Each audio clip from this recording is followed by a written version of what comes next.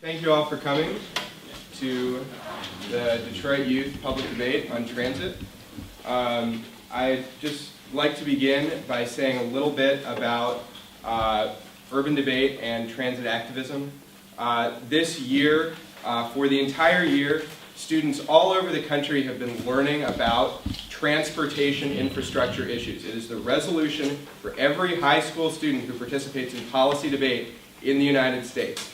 So this is sort of an amazing thing for people who work in communities and work with policymakers and work to develop broad-based coalitions and to engage communities on these issues. The fact that all of these high school students are involved in policy research, becoming very well versed in some of the divisions and distinctions and particularities of this very sometimes dense and hard to understand literature and set of issues surrounding transportation infrastructure, and particularly in Michigan. This is a big year for transportation in Michigan. We have the passage, long awaited, of Regional Transit Authority in Southeast Michigan. And this is something that I think a lot of community groups and advocacy organizations have both been waiting for and are nervous about, because they want to see it done right, and they want to have the community play a really constructive role in seeing how ultimately these pieces of legislation, these sort of general prescriptions, end up getting fleshed out. And without further ado, I'd like to introduce the debaters from University Prep. We have Rayvon Dean and Brooke Kimbrough.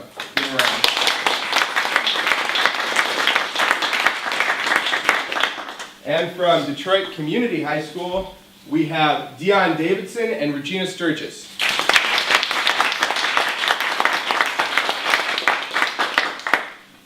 I would also like to introduce Dan Somerville. Transform has really been amazing in organizing this event, putting it together. Dan has been unbelievable in terms of sort of diving right in and making everything happen. So I'd just like everyone to give him a round of applause.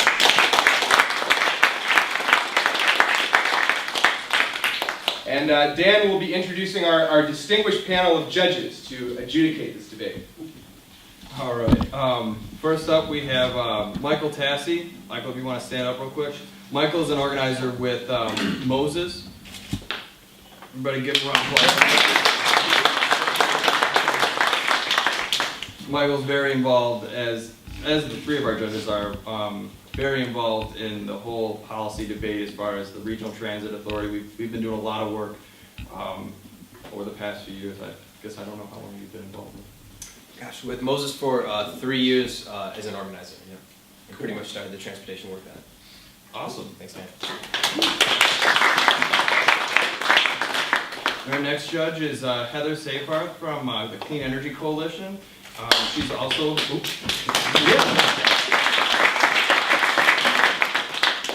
she's also part of Transportation for Michigan. All three of our judges are actually core members of Transform, and as with Michael and Jeremy, she's very involved with all the policy work that we do across the state and also here in Southeast Michigan. And we have Jeremy Orr. Jeremy Orr is from Isaac, which is actually a sister organization of Moses. They're all under the Gamaliel Foundation, or is that foundation? Close enough. Okay. Well, anyway, he's also a core member of Transform and hard at work helping us with state transportation policy, and also organized last year our community forums that we held all across the state. Give Jeremy a round. Cool. And So Evan? I just want to say a few words about sort of how this debate has evolved. It's really, a lot of issues are often placed in competition with one another, and the question of whether or not they actually are in competition with each other, whether or not things are zero-sum, or we can come together to reach agreement. Of course, in a debate, agreement is not the goal. And so I think one thing that I'd like all of the audience who wants to participate to take out a piece of paper and sort of try and follow the debate along with the judges. We will be doing an audience ballot. So we would like all of you to vote for a winner and a loser at the end of the debate along with our distinguished panel members to get a sense of sort of your reaction to some of the arguments that you're going to be hearing. Now, some of the work that Dan does with Move Michigan is focused on this idea that we really need not one or another form of transportation, but we really need an integrated and comprehensive approach to transit policy in Michigan. And so I think some of the divisions that are going to be highlighted tonight with Act 51, which is a piece of legislation that, as the students will explain, guarantees that constitutionally only 10% of all of the transit budget or rather all of the transportation budget can go to transit or to non-highway investment. And so that will be discussed here as will other issues. If you don't know what's happening, just write it down and it will be explained in the fullness of time. The resolution tonight: should the state of Michigan substantially increase its investment in public, transit, and non-motorized infrastructure? So without further ado, I give you the first affirmative constructive.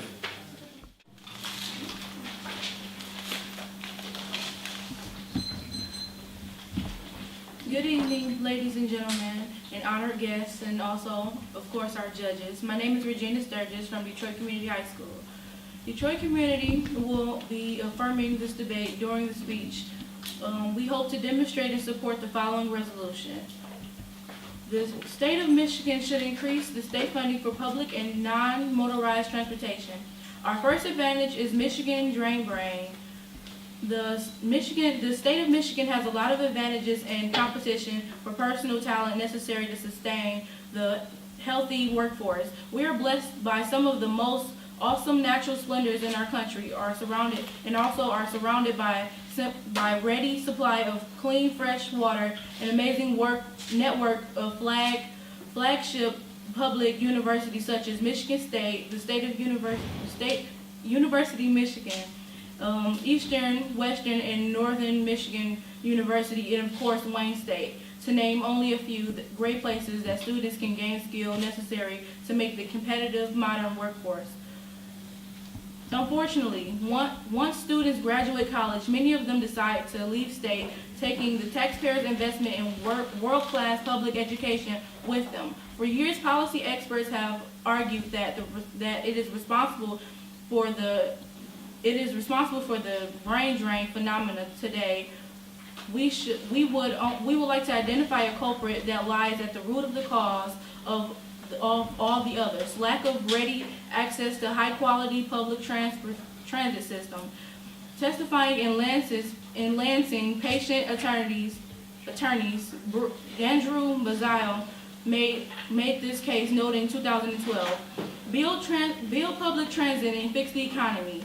It's a simple message for transit advocates repeat, but it is rare to hear that transit problems is the root cause of so many other. Brain drain parents with broken hearts, urban delay, empty government coffers, and pessimism. Michigan taxpayers have been investing in high-quality college education for their students. This prepares them for the commanding heights of the world economy. This rules Silicon Valley and Wall Street. Look over the Steve Ballmer, president of Microsoft, and Larry Page of Google. Taxpayers are wasting their investment because they fail to make smaller investments in public transit for cities. Transit is the main ingredient that will help Michigan best and brightest. Then new industries will be born here and states could flourish like they did 50 years ago. This is not simply an academic discussion. Transit figures prominently when recent graduates of young professionals with lots of employment options are deciding where to live, work, and ultimately start their families and build healthy communities. Speaking at the hearing at On April 11th, praising the passage of the Regional Transit Authorities earlier this year, Kate Mills, a student at Oakland University, had this to say. I'm a grad student at Oakland University and a co-chair for the Young Adult Caucus. Youth is typically the ones that leave to seek mass transit. We love Michigan, but we also love getting to work and school and around town. So as students with 2 semesters left, the brain drain is a relevant issue to me and my peers.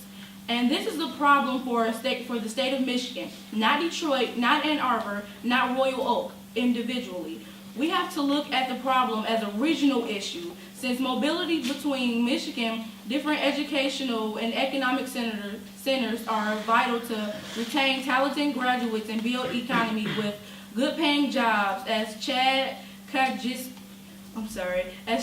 the Detroit Free Press argues in January 2013. We have a number of prestigious institutes in the state of Michigan, Michigan State, Michigan Tech, to name a few, that are putting our talented employees that the states do not benefit from. Those migrating out have been heading to cities such as Chicago, Boston, and Washington, D.C. These destination metros for Michigan education youth have already been established and effective transit systems. While it may be a sacrilege of the Motor City, some of the younger generations have indicated that they don't prefer a city where they need their own car to be able to go to work, play, and live their lives. Providing inexpensive and reliable transit between University, Michigan, and at Ann Arbor and Metro Detroit areas, and a subsequent exposure to the charm, culture, and opportunities of Motown may be the potential key to keeping young talented Wolverines at home. The question of job creation is the chicken and egg question with the workforce development. Both of the terms of recruiting and retaining the top talent of the country. If Michigan's best and brightest leave the region for greener pastures and better offers, then companies will not decide to headquarter in the open branches of Michigan, since they will not be able to assure they can meet the requirements of staff. Specifically, young workers are key support to baby boomer retirement wave. This Michigan Department of Labor and Economic Report on the global force competitiveness in 2008. As the state of Michigan looks to adapt the changing economy, the marketplace is necessary to open for cross-sections. About how students are often leaving after they graduate. Where exactly are they going? They're going to places like Chicago, Boston, Washington, D.C. Why? Because of their transit systems. It talks about in the evidence where they have an effective transit system, and that's what they are gravitating to. That is their motivation to leave. So if there aren't jobs available for them there, why would they go there? There must be jobs available for them, but also the motivation and the incentive is mostly focused on the transit system. So they just like transit? Do they just Like they just like to ride, just go for the ride and not work? No, they like to get there to go to work, but if they have work and no transit system, they will not be there. Okay. So what percentage is actually leaving after they graduate of college graduates? Actually, it doesn't say what percentage, but it indicates that a lot of them are leaving. What is a lot? Like 1%? Like how is that quantifiable? 1% is obviously not a lot, but there must be an obscene amount of people because it talks about how it affects our own economy in Michigan. So there How must be a exactly is it substantial directly amount. affecting our economy that college graduates are leaving? Like what specific sector of the economy is being threatened by them leaving? The workforce, to sustain a healthy workforce, is basically talking about our whole workforce is specified in the evidence talking about how it's on the people who graduate from college, because people from college make a healthy workforce. If we do not have these college grads, we won't have a healthy workforce. Okay, so you also talked about how Michigan is key to education. If we can continue to bring in more people, isn't there just a larger chance that we can actually have a less amount of people leaving? Would be better our education system. Why would people still want to leave if they know that they can have more education here? Well, in our evidence, it talks about how we have some prestigious education facilities and institutes stating Michigan. Thank you. All right, so just to give a brief insight, we have the constructive speeches that are mostly for the presentation of evidence. And then in the second half of the debate, we'll have rebuttal speeches where this evidence is discussed and brought up. But these speeches are mostly for introducing facts and figures and providing a sort of base of evidence for the judges to then, at the end of the debate, make a decision. So that was the first affirmative constructive, and now we have the first negative constructive. Good evening, everyone. While the Detroit community affirmed the resolution inside of this debate, University Prep will negate the resolution. I will start with their brain drain advantage, and then I will move on to an argument in which you should flow on a separate sheet of paper. First, Michigan's brain drain is exaggerated. This is Ken Darga, Michigan State demographic, argued since 2009. Every state thinks that it has a brain drain, but ignores the fact that migration rates for young people tend to be much higher than in any other age group. Besides, he argues the number of recent college graduates leaving has leveled out, and it's a tiny percent of the total state population. Second, their Michigan Department of Labor evidence says that the number of current graduates planning to stay in Michigan will be significant to solve the coming of wave baby boom retirements, which means that even if it's not perfect, the status quo is simply good enough. Third, brain drain is inevitable because public divestments unrelated to transit, this is Anika Frazier in 2009. Engaging and supporting young talent means providing vibrant and prosperous environments. We can start achieving this by supporting policies that promote entrepreneurship, higher education, workforce development, and instead, Michigan legislation has cut higher education by 15% and cut community colleges by 4%, significantly reduced the workforce development services alone. Fourth, falling behind in education means that Michigan wouldn't be competitive for talent even if we adopt the plan. Education is the most important factor in workforce development. Money spent on transit could be better spent on boosting high school graduation rates. This is Michigan Department of Labor in 2008. The new knowledge economy demands a workforce that is both highly educated and highly skilled. The state's ability to transform the workforce at all education levels, from pre-kindergarten through university, is the most significant leverage that policymakers have in moving Michigan forward. High school graduation is vital and is a vital foundation for the post-secondary education and training required for success in today's labor market.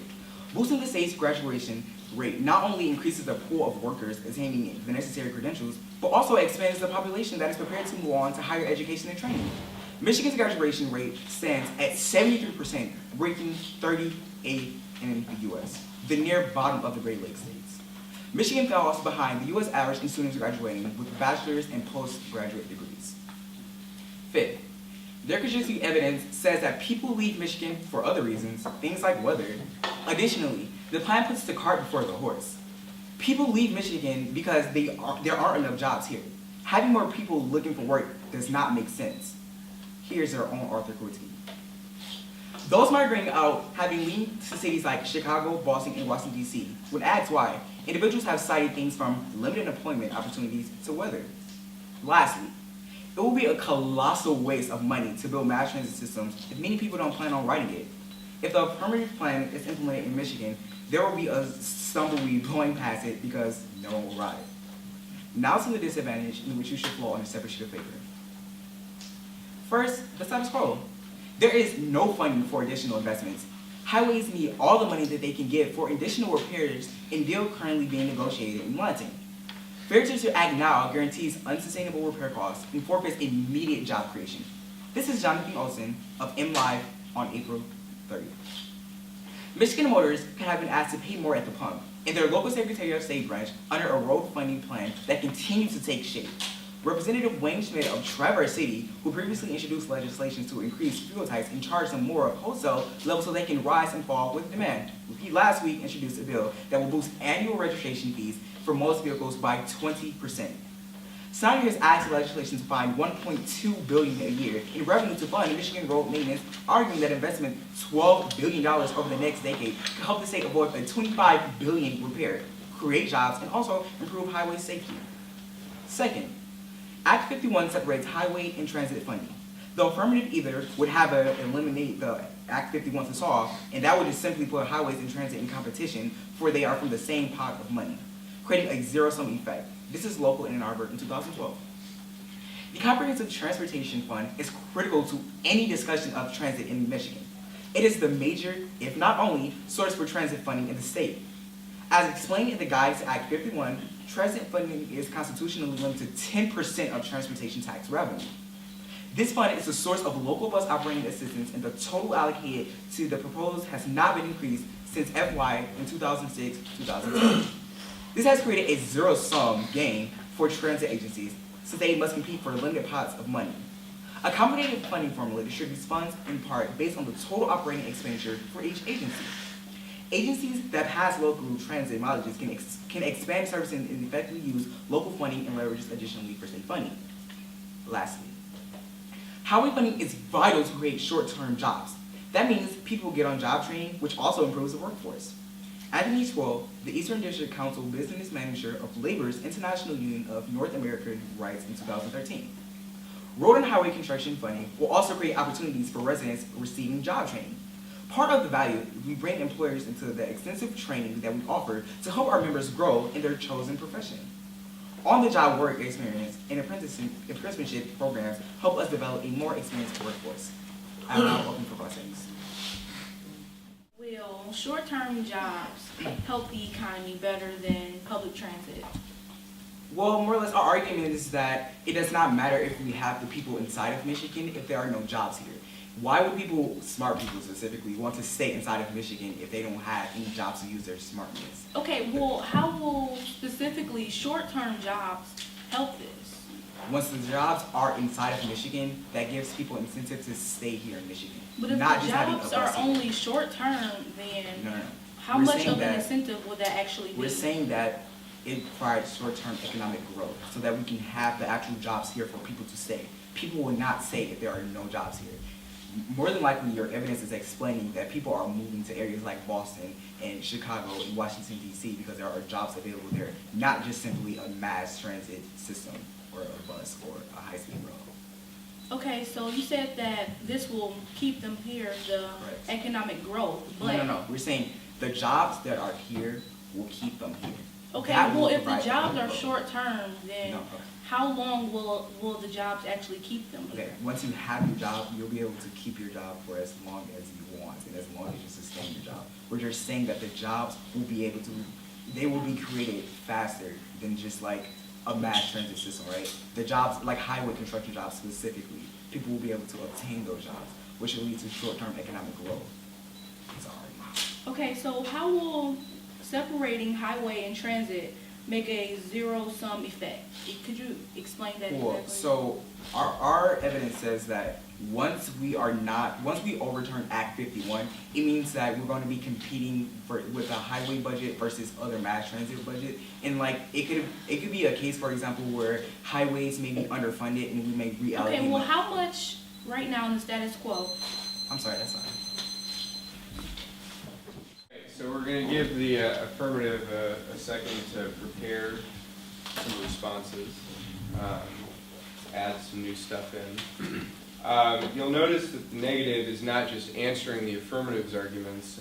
The negative is also proposing a sort of opportunity cost trade-off argument. Now, whether or not there is an actual trade-off will be a subject of debate, but of course, the negative is also making a sequencing argument. What is important to do first as opposed to what is important to do later. In policy decision-making, these types of issues, such as whether things are zero-sum or non-zero-sum, whether or not there is a cart, which one does not wish to put before a horse, are even relevant to questions of decision-making. Do we need jobs before it's worth investing in a mass transit system? Or does a mass transit system necessarily need to come before people are willing to commit to start companies or to move companies to Michigan, which will then create jobs in the future? These are the questions that really are relevant to people crafting legislation, and it'll be interesting to see how they play out in this debate. So we're going to give them affirmative just a little bit more time. You all about ready?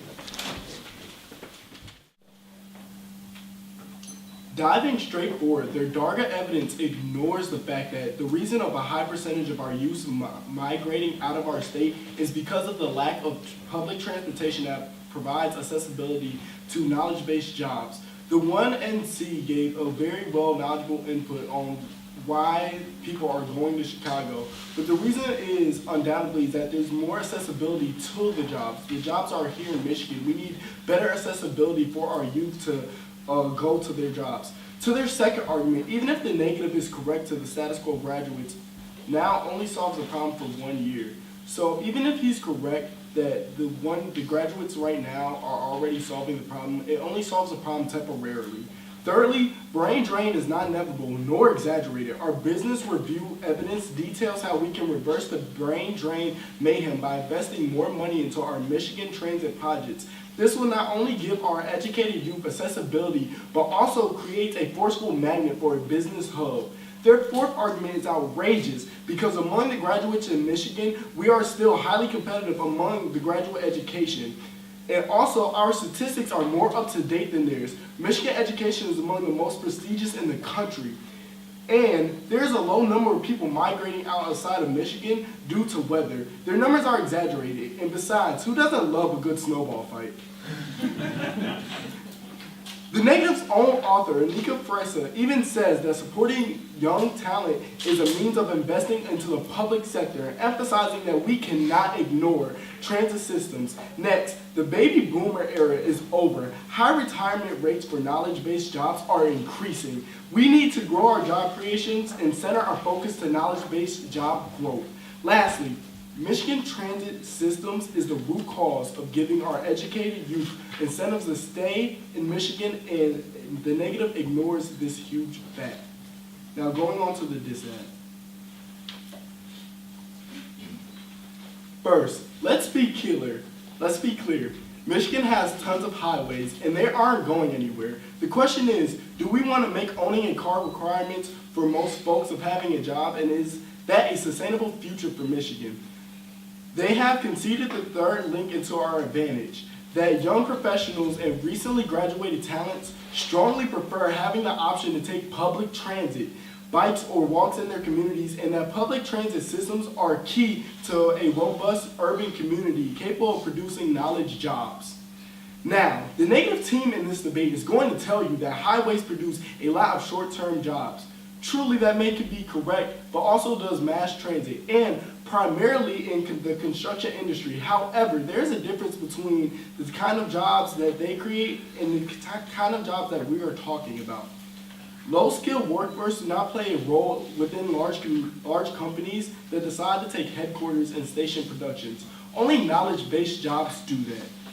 And because lots of places have tons of people who can do construction work, but much fewer people have a lot of young knowledge workers with advanced degrees in one place. Okay, the state needs a workforce for competitiveness. Our Brazil evidence indicates that building public transit systems that supports a robust urban communities is the root cause of talented youth brain drain. This means that as a judge, you have to compare which is more important, building the foundation for long-term economic growth in the state of Michigan, or focusing on short-term jobs that will drive and leave us in the same place we were 10 years ago. That is a simple choice. Next, the Negative MLive evidence doesn't say that there will be a trade-off. In fact, Snyder's proposal to have a highways paid by vehicle registration fees means that the plan makes the overall pot of money bigger, and there wouldn't be any type of trade-off, as they say. Yes, our plan would require amending Act 51, but that means that public and non-motorized transit can get a bigger piece of a bigger pie. Overall, highway funding will increase as well. Additionally, there's a fundamental difference between the strategy of the affirmative transit system and the strategy of the Negative's infrastructure investment. Yes, we both increase transportation, but the type of investment the Negative increases is not eco-friendly and kills our environment. They support a type of mobility which is reliant on dirty fuels and CO2 emissions, but our plan building bike lanes and causes a shift to a more eco-friendly way to get around town. This is the Federal Highway Administration Report on Investment in Bike Lanes 2012. Walking increased by 22% and bicycling by 49% across 58 pedestrian to 65 bicycle count locations. Assuming the one-to-one trade-off between vehicle trips and non-motorized trips, the working group estimates that between 2007 and 2010, the program conserved 1.67 million gallons of gasoline and averted more than 38.8 million pounds of carbon dioxide emissions. And finally, investment in non-motorized transportation can help increase our overall quality of life and development in urban communities. This is U.S. Department of Transportation 2010. Increased commitment and investment of facilities walking networks can help meet the goals of a cleaner, healthier air, less congested roadways, and more livable, safe, cost-efficient communities. I am now cross-it. Because the highways increase CO2 emissions, correct? Correct. So what are some forms of public transit? Okay, we specify biking and Biking. What if I don't walkways. have legs? How can I bike?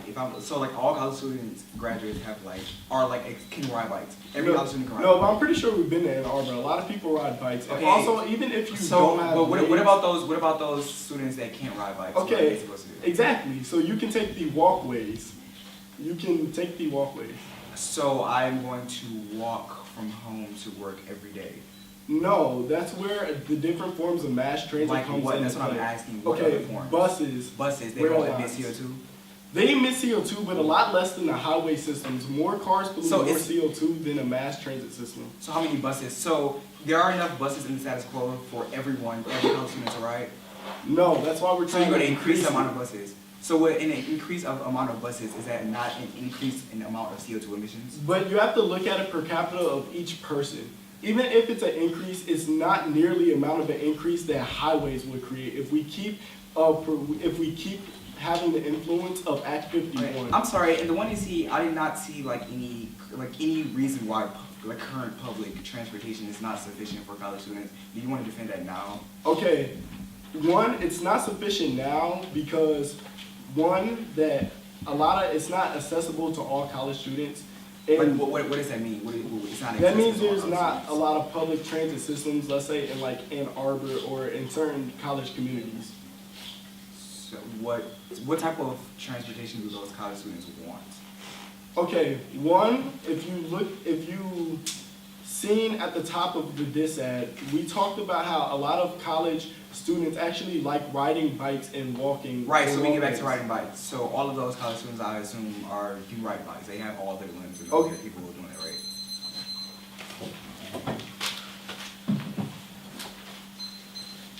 Okay, so as we see, got a little heated there at the end, discussing the intersection of disability politics and advocacy with transit issues. It's interesting how mobility and accessibility are really being treated separately by both teams. And I think that you're seeing that as sort of a question of how growth, economic growth, is being conceived of slightly differently, even though they're calling it the same thing in this debate. So you just had the second affirmative constructive. We're now going to have two negative speeches in a row. And that will take us into the end of the debate where we'll have some closing statements, rebuttals. If you're in the audience writing things down, keep sort of thinking what decision you're going to make. You all do already? The first argument that they made is that the DARGA evidence doesn't take into account how the lack of transportation is affecting the capability of youth to keep and maintain jobs. However, as a state demographer, whose sole duty is to analyze the change in trends in population in a particular state, is probably very credible in actually determining why students are leaving. And even though that's a very small percentage, exactly why they're leaving is not due to the reason that they have isolated. The second argument that they made is that the status quo graduates only saw for 1 year, but that's not true. There are still a lot of people who could work in Michigan after they graduate. In fact, they will stay in Michigan because, as my opponent said, there are many baby boomers who will be retiring soon. That means a plethora of jobs will be available to them. They won't have to leave because there will be jobs available for them. So people won't just go to a different state just in terms they want transportation, they also want jobs. You also can't just ride transportation without having your job. The third argument that they made is that Detroit citizens cannot afford cars and public transit will therefore solve better.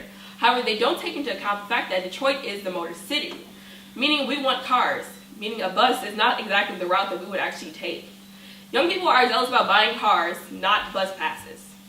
The fourth argument that they made was that disabled people cannot get into transportation. However, public transit would only isolate them even more. The difference between riding in a public transit system and riding in their own vehicle is that a public transit system would isolate them. They would have to enter the vehicle differently, and it would treat them differently socially.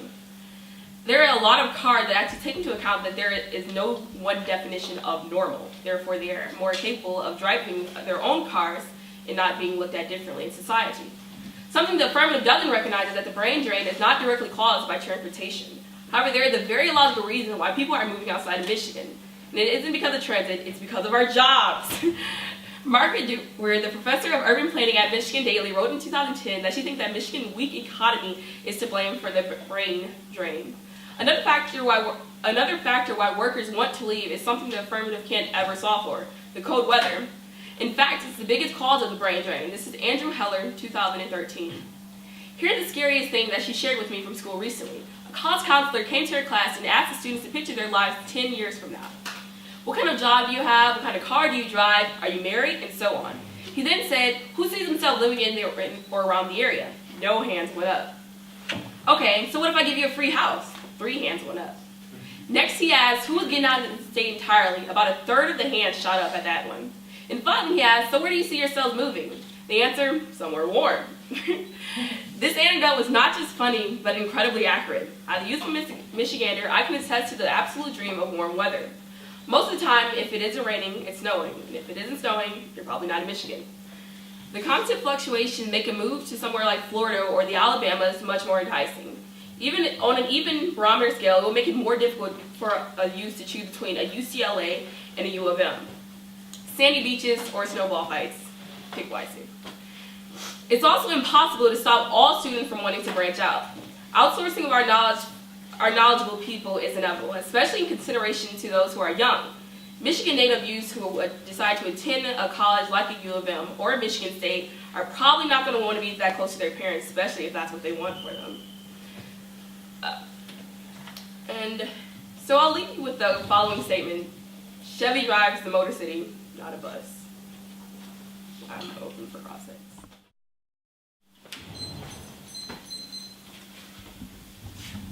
Okay, one, you talk about how the Darga evidence is very specific towards giving the reasons why people are migrating out of Michigan, right? No, Mark, the Darga evidence actually, what we're saying is that he said that he doesn't take into account how transportation is affecting youth who cannot get a job, but as a state demographer, it's his responsibility to analyze the trends in population and the changes. Okay. Therefore, he has taken that into account, and there's a very small Okay, the number. only problem is he's looking at the numbers and not the incentives. So But if you're analyzing the changes in the why they're doing By things of the population, then you are taking into account all of the reasons why, not just simply statistics, but actually looking into that. You said one of the main problems with the affirmative is that we don't focus on job creation, and that's why the youth is migrating out of Michigan.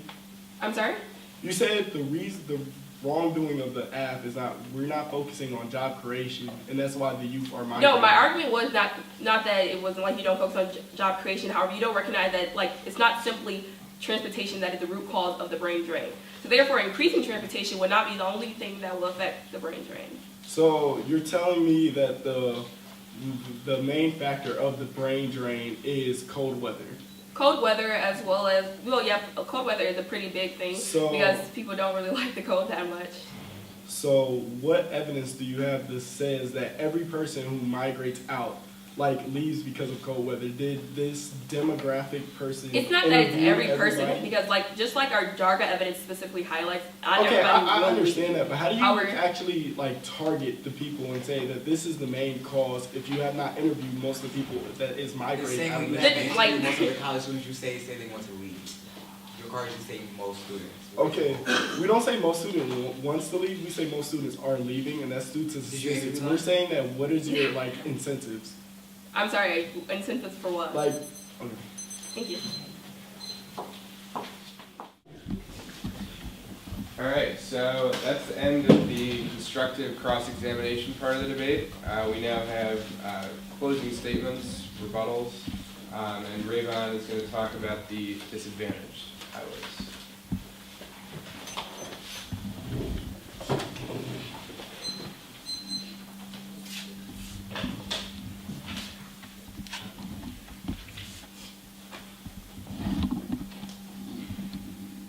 This debate has come down to two core methods: long-term growth versus short-term growth. Michigan highways are facing a repair and maintenance crisis and need all the money they can get. The plan creates a massive distraction that dissolves the bipartisanship highways coalition in Lansing and trades off politically with maintenance for fun. We just have to simply think about this logically.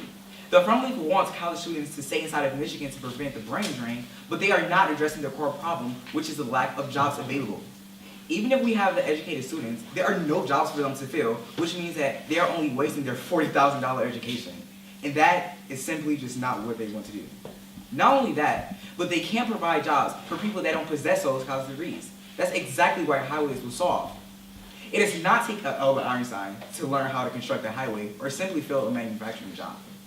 Extend our MLive evidence that says that coalition in Lansing to pass highway funding is fragile and divided over how to pay for it.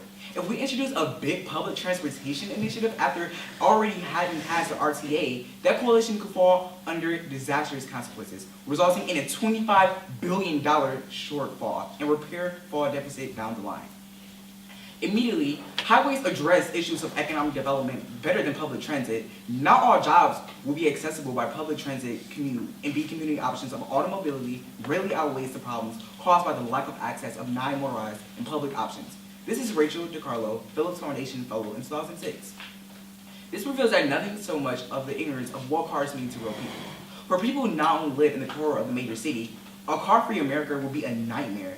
The automobile is the most convenient mode of ground transportation in history. Traveling in a car, on average, takes half as long as to ride on mass transit.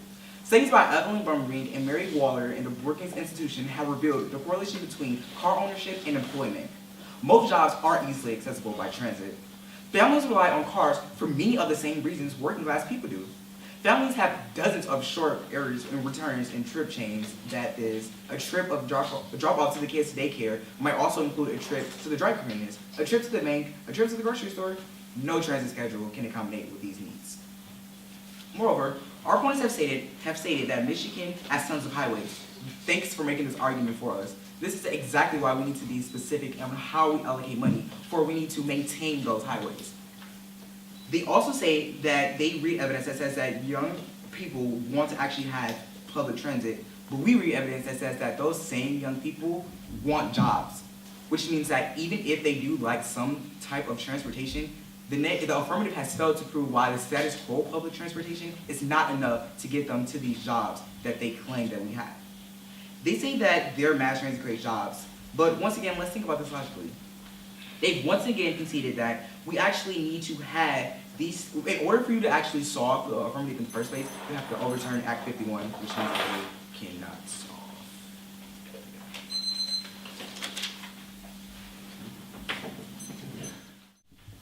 All right. So that was the sort of negative trade-off argument you're hearing, sort of sequencing question, what's first, what's second.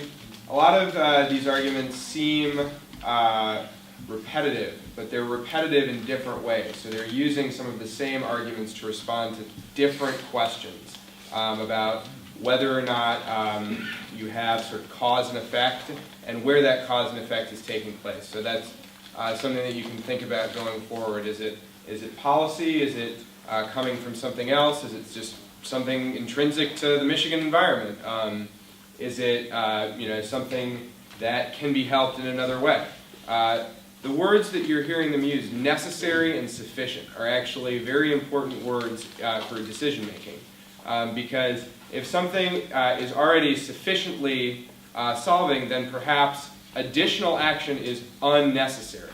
And so considering those different criteria for evaluation may be helpful as you listen to the debate going forward.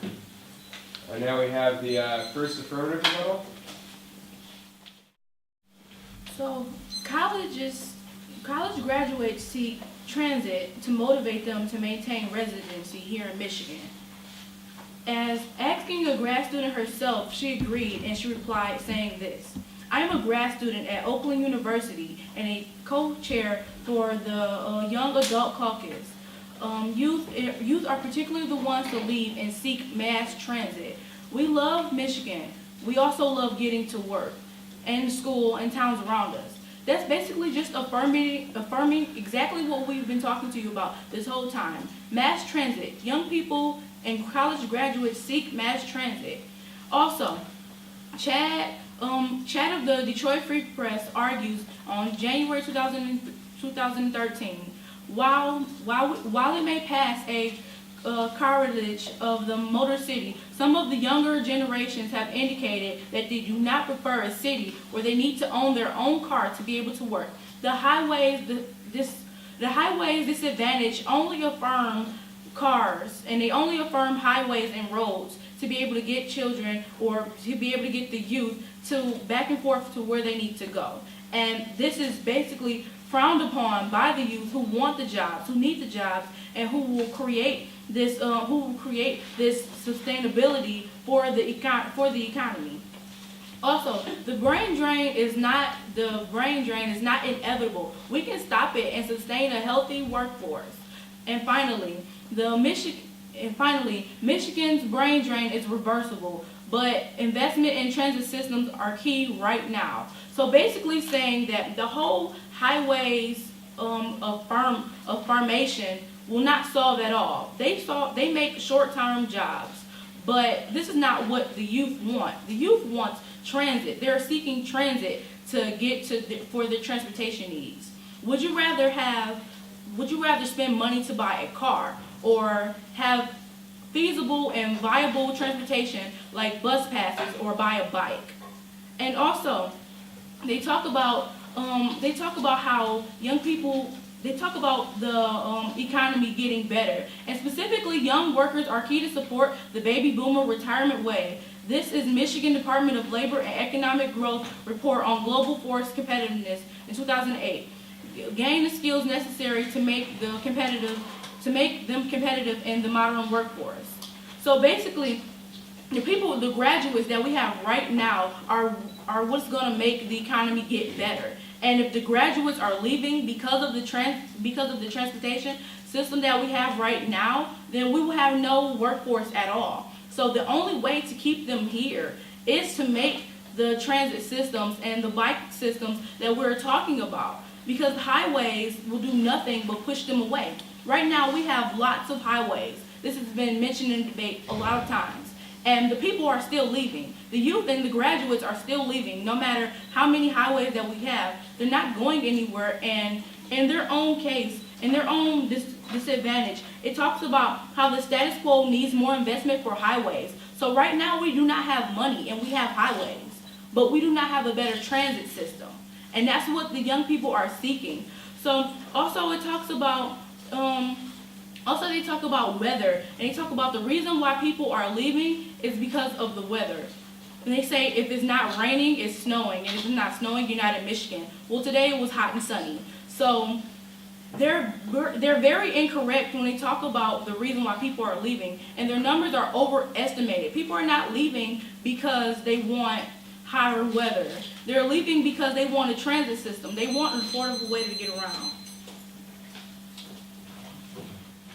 Alright, so we're going to give them a few minutes to flesh out their closing remarks.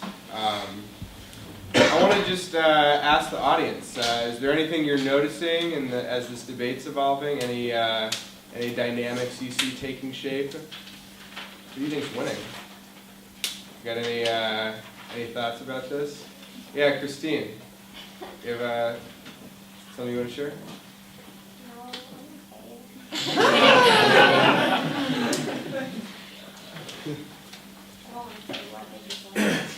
Say what? I don't want to tell who I think is something. Oh, did you bias? From you, Michael, what do you think is happening in this debate? What do I think is happening? Yeah, who do you think is getting the advantage here? I mean, I think it depends on which side wins the sequencing issues or which things determine important people's decisions. So if one team wins, there's a particular segment of the population that matters more or less to the certain nexus issues of the day that are affected more or less, then I think that will end up being decisive. That's very interesting. Neil, what do you think is going on with this discussion? Do you see the jobs debate being tied more to highway construction or Well, to community development? it seems that a lot of the evidence that both sides are researching can be interpreted in a lot of different ways. And I've seen some very interesting interpretations of evidence on both sides in terms of making their arguments. I've seen things on the negative side that could also be used on the affirmative side. And I've seen both, vice versa. And I've seen teams kind of turn around evidence offered by one side and use it for their own point, which is very effective. Kind of, dissecting every little nuance of that point and, making an argument. So I think we're seeing a lot of that. Yeah, it's all about absolutely. interpretation. There's a lot of rereading of evidence to support a different point than the evidence was originally submitted for. So, you have experts, of course, but what do these experts mean? Facts alone do not a decision make. So I think, Brooke, you feel about right? There are a couple of reasons why the affirmative is not a good idea. While transportation is not as phenomenal as it could be, mass transit is not the way in which we should address it. Let me ask you how you got here. Assumingly, a car. How are you getting home tonight? A car. The highway system is such an intricate structure that is a crux of our economy because all of you are driving a car. Let's not sugarcoat things. You are employed and you probably want to stay that way. And depending on public transit puts your job at risk. An increase in mass transit system would allow there to be more buses on the road. More buses mean there will have to be so there are more buses, that means there will be more of a chance that there will be not on time and not efficient. Therefore, there's a possibility that you could lose your job, and this would affect you very negatively. The affirmative also conceded a couple of arguments that I wanted to address. The risk of transition being very low. Since we are in the motor city, there is a very low chance that people will actually want to go away from cars and just strictly mass transit. And not just the youth, but our public in general. We're not all just going to stop riding in our cars and just completely switch to mass transit. The next argument that they conceded is that cars are more accessible to those who are disabled. There are a lot of people who can't get on public transit because these buses are not able to take into account their own specific disability. However, cars are made more accessible for all different types of people, such as people who are blind or people who are in wheelchairs. And they also have conceded that people don't like the code. That's another reason why the brain drain is not just simply affected by transportation, therefore just increasing transportation would not solve for all the problems of the brain drain. Lastly, they've conceded that people are leaving because of the lack of jobs available to them. This is very important in this discussion because construction of highways will present a lot of growth. This is uniquely important to stimulating other sectors of the economy. This is empirically shown because when we created the highways in the 50s, people got a lot of return from that because once we have a lot of people working on building these highways, that means they have more money. It means that they can buy things now. That means that the people who they're purchasing it from are now making more of a profit because there are more people who are able to buy things from them.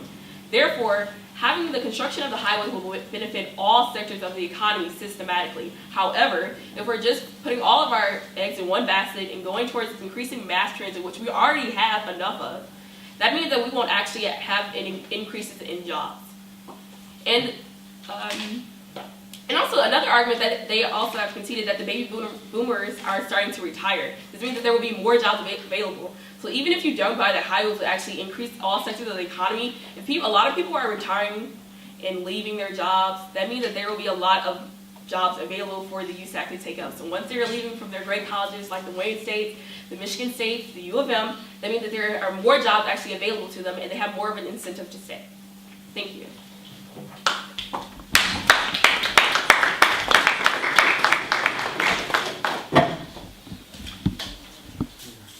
All right, so we have one more speech left, the final affirmative speech. And after that, hopefully all of you will cast your vote.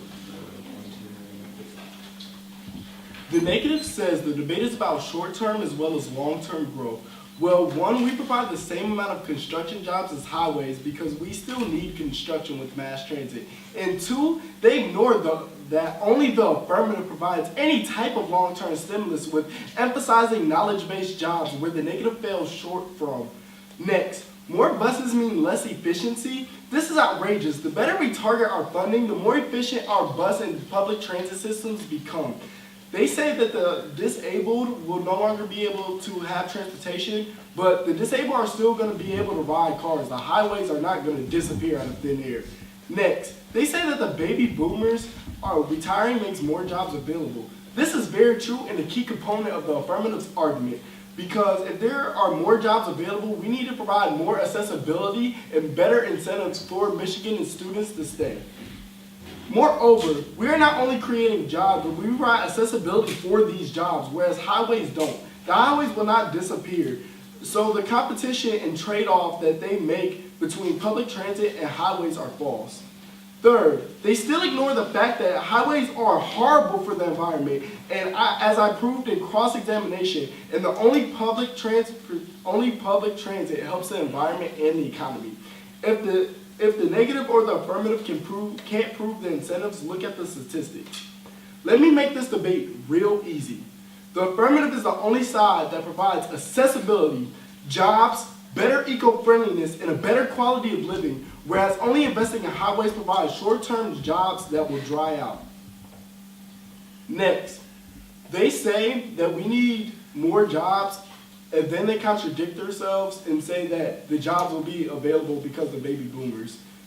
If you pick either side, you still have to pick affirmative, because if there are more jobs available, that means we need to provide a better accessibility for these jobs.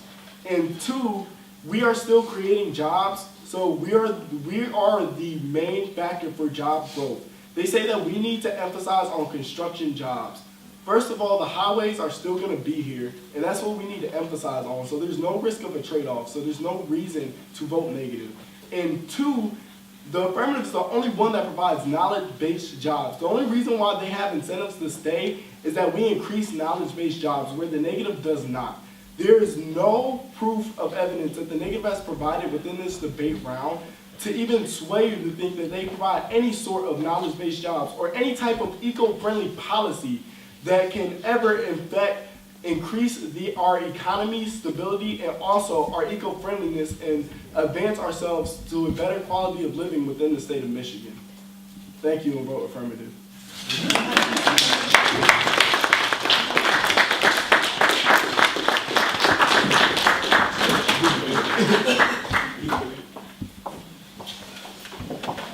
Okay, so thank you so much for being so patient and sitting so quietly. We're going to take 10 or 15 minutes, render a decision. Feel free to stand up and stretch, have some food we have back there. And when we reconvene in about 10 minutes, we'll hear some remarks from the judges, some comments, and we'll see who won. Thank you so much. Okay. So we do have a decision in this debate, and of course we have two decisions. We have, of course, our distinguished panel of judges, and then we have the audience decision. So I'm going to announce the judges' decisions first, and then, of course, we can listen to some remarks from them. And then after they are done, I will reveal the audience decision, and then we will have closing remarks, and that'll be it. So the judge's decision in the Detroit Youth Public Transit debate is a 2-to-1 decision for the negative from University Prep.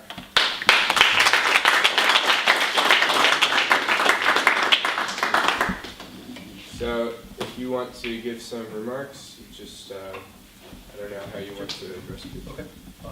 Well, again, my name is Michael Tassi. I'm an organizer with Moses, and I was really interested to hear you guys talk about the brain drain as the first piece, because when I graduated from Michigan State, the first thing I did was work for the Michigan Economic Development Corporation, the MEDC, out of a project in Michigan State where we specifically focused on brain drain, and we wanted to know why people were leaving, and one of those things was a transit system. And so I think that was a really strong argument. It's also very sexy in the minds of people, policymakers, job creators, right? And so I think that was a very strong argument. And so I was actually in favor of the positive side of transportation and increasing funding, especially with the remarks made at the end by Deanna. Deanna, I think you did a fantastic job wrapping that up and really trying to hit home with those points. Baby boomers, accessibility was a very important thing. Now I work a lot in the Latino community, and there's a lot of accessibility issues, right? We work with disability advocates working on transportation. Accessibility is very powerful, and I think that hits home.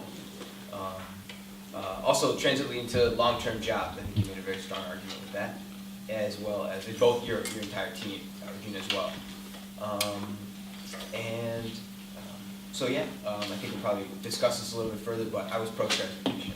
I do think the negative side made some really strong arguments as well, and I think was very polished in their ability to stay strong with the idea of short-term jobs versus long-term jobs. So, very positive. Congrats all. Yeah, great job, everybody. I was just really impressed with everything that I saw here tonight. And this was really a struggle for me with trying to figure out how to judge you on technical debate, protocol, and your arguments. I really like the idea of addressing that there's more to this brain drain than just mass transit. Transportation is a really strong component of that, but it's not the sole reason why our students are leaving. And you focused a lot on the education, and I think that's a really strong argument that you had, that we need to invest in education to help keep our people here. Some other things that I really thought were interesting was the point about accessibility. I mean, that's just so strong. Like, we need accessibility to get people to jobs. To, you know, if we're going to have jobs, if we're going to be creating jobs, people need to be able to get to them. I really like the statement that you made, I think it was Dion, that are we going to make owning a car a requirement? And right now it is, to be able to get to the things that you need to get to. And one of the things that we didn't talk about, but I think it's something to bring into this argument too, is our land use patterns. One of the points you made is that we're not able to reach our daily needs. Like, we can't drop our child off at school, get to work, pick up something at the dry cleaner through transit, and that's the way it is right now. And part of that is because of our land use patterns. So we need to think about how we integrate our land use patterns with our transportation options. And as soon as those start coming together, then we will be able to compete more with places like Chicago that has it better integrated. So thinking about that too as part of your argument is something that I would suggest. So those are my thoughts for now. But great job. I was really impressed with everybody. Thank you. Thank you. You know, and I think, you know, kind of similar to Michael, you know, after college I worked for a small economic development firm in East Lansing. We did that type of work throughout mid-Michigan, and then from there I worked in the state legislature as an aide for a little bit, and you know, had a chance to really look at, you know, policy and some of the legislation at, you know, at a close level. And being, you know, from Detroit, before I moved to Kalamazoo, a lot of these points that you brought up were very near and dear to me. And you know, the first point, the main thing that kind of was a theme throughout was the brain drain, right? And that is, like, it's very real, right? I mean, I think of, you know, Michigan State, it's a fact. There are more alumni living in Chicago than there are in Detroit, right? Young alumni, which is crazy. And I don't know the numbers on that, but they'll at least have like 50%, right? There's more there than, you know, in the last 10 years. So, you know, that's a big number. And it's, you know, it's about how do we get them to, you know, to stick around. And I think the driving factor is education, right? First of all, you know, how do we get jobs here? Education is probably one of them. And I think that second one, to me, probably is transportation, right? Like, once these jobs are here, you know, how do we get people to them? Or is it, you know, that switch? So I thought, you know, the brain drain argument was good. The baby boom argument was, you know, on both ends was very critical, because you look at around 2016 is when the last kind of wave will be retiring, right? That's when that last wave of baby boomers will be around 65. So in a few years, that's going to be huge, right? We're talking, you know, that 3 years from now, there are going to be a lot of jobs available. But the question is, will those jobs fit, you know, the people who we're talking about, you know, young people who are graduating now, or will they be irrelevant jobs, you know? So I think that was, you know, the fact that you all addressed, that was pretty good. I think the local funding options, right, that you mentioned. We talked about increasing that pie and making that slice bigger for transit. But the fact is, right, like that is the way people fund it now is through villages, right? How can we increase and create different types of local funding options so that we don't have to continue to go back to the state and to the federal government to beg for more money to fund transit? So, I thought that was good. And the theme that you all brought up of accessibility, I think to me that's the biggest driver behind the transit work that I do is not necessarily economic development, but how do we create social mobility for everybody, right? Like you talked about creating a healthy quality of life and a healthy environment. To me, that's what accessibility is about. Not only can we get to transit, but then what does transit provide access to, right? So access is twofold. I thought that was great. And then just the social norms that y'all brought up is how does transit tie into our social vibrancy every day. I thought you all did a phenomenal job. I know when I was your age, I probably wasn't thinking about, political and social issues. I was thinking about what I was going to wear to school the next day, right? So, congrats to all of you, and, keep up the great work.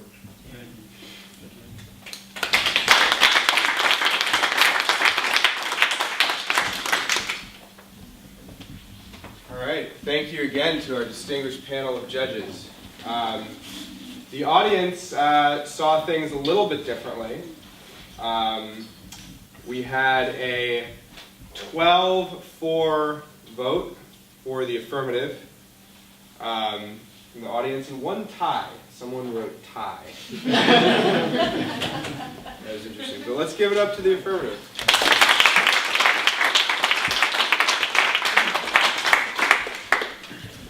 All right, so now we have closing remarks, and I'd like to invite two people up here to sort of send us off, Dan Somerville and Neil Greenberg from Freshwater Transit.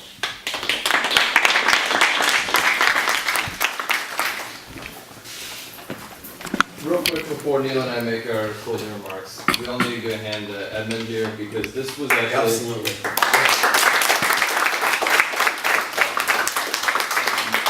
Putting this together for you students and us, organizers and advocates here, we know that you guys do debate all the time. You eat, sleep, and breathe debate.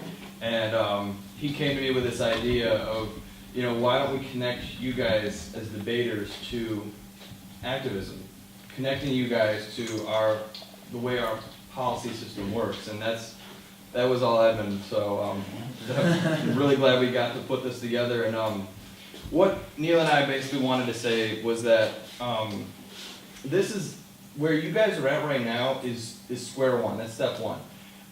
When I was your age, I was actually in my high school. We didn't have a debate team. We started a debate team, and then unfortunately, the first tournament we went to was, I believe it was a policy debate tournament, and we were trained to do public debate. So we knew the wrong type of debate for that tournament, and ended up having to get a 30-second lesson from every judge after each round, and it was pretty embarrassing. So that was my first experience with debate, but I loved it though. Even though that was horribly embarrassing, I ended up doing Model UN in college, and it really, it's the whole thing is, as a student, you can do things like that, where you guys do so much research, and you guys are, in some cases, you're at par, or even in many cases, you're way above and beyond qualified to be putting your voice into our public policy system, because you have such a wealth of knowledge of research, and all the things that you presented today, that is stuff that you go and like. When every week I'm sitting in committee sessions with the State House and Senate, people come before those committees and they present evidence for why they should pass bills, or why they should not pass bills. And that's exactly what you guys did here today. So it's totally stuff that you can do. And in fact, there have been times where there have been students your age that have gone and testified before the state government, and that's totally a realistic thing. And even so, throughout Transportation for Michigan, our coalition, a lot of the work that we do with our activism within the Detroit area and activism across the state, we need the youth voice there. we need people like you to be, coming and representing what young people want to hear, or what young people want out of their transportation system. So if people that are as informed as you guys can come do that, that would be a dream come true for people in our place. Yeah, I'd like to add, the decisions of today affect your tomorrow, so it's so essential that you get involved and you speak your opinion. Yeah, I mean, that's like, and for my place too, like I said, when I was your age, that's how I started out. I didn't connect and start getting involved with politics and, volunteering and stuff until I was, now I'm in my 20s, and that's when I finally started doing it. So I really would, love to see you guys, or, some of your teammates and friends in the audience, you guys are definitely just as qualified to be taking a stronger role in public policy. And on the back of the programs, there was information about how you can get more involved with Transportation for Michigan. We have a newsletter, which is not like some newsletter for like, a clothing company or something where we're just gonna spam you with coupons and stuff. Any email you get on that newsletter is gonna be an informative newsletter. It's either gonna be giving you new information that's coming from the 4 of us or more members of our coalition, or it's gonna be information about a new event that we're hosting, maybe a new webinar that we're hosting, different things like that to help you stay more informed on transportation policy. And there's also, we post on our website blog, we have a blog, and we also post events that are happening in your local community, such as, maybe your representative or your senator is having local coffee hours, or they'll have a local town hall event. And that's things that they want people from their district to just come and talk to them about whatever they're concerned about. And we try our best to get those that we're aware of on our website. And then there's also information about getting in touch with SEMCOG, which is the Southeastern Michigan Council of Governments. They're a metropolitan planning organization which handles a lot of transportation funding that comes through our region. And then there's also information about getting in touch with your representative or senator. There's not specifics of your exact representative or senator. That's because we'd have a diverse group of people here that come from different districts. But so definitely check that out, and feel free to get in touch with any of your judges right here, or myself, or Edmund, or Neil. We're all definitely would love to help you guys become more involved. Neil? A lot of people tend to think of debate as speaking. It's a speaking exercise. And I think what you all proved tonight is that every bit as much as it's speaking, it's listening. Because what I saw that was so dynamic is that you weren't able to just make your points. You were able to listen to the other side's point and respond to it. And take it from someone who spends so much time talking. I'm usually like, what?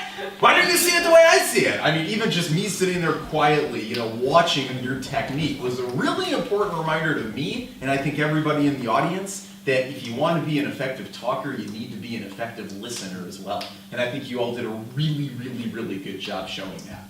And as Dan communicated, the level of knowledge you all have about this and the way you're communicating it is really leaps and bounds beyond what's going on in the official halls of government. So I can only wish, that there's other people out there who are maybe taking a page out of your book.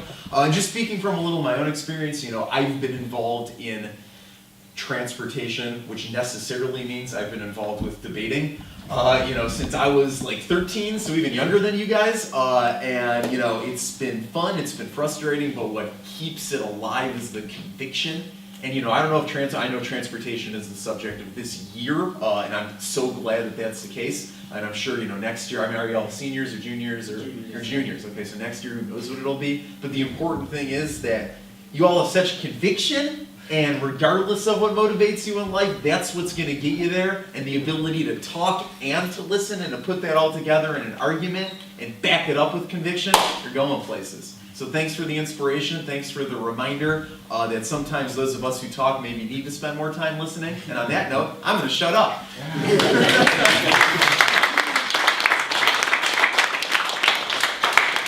All right, everyone. Thank you all so much for coming. I think that's it.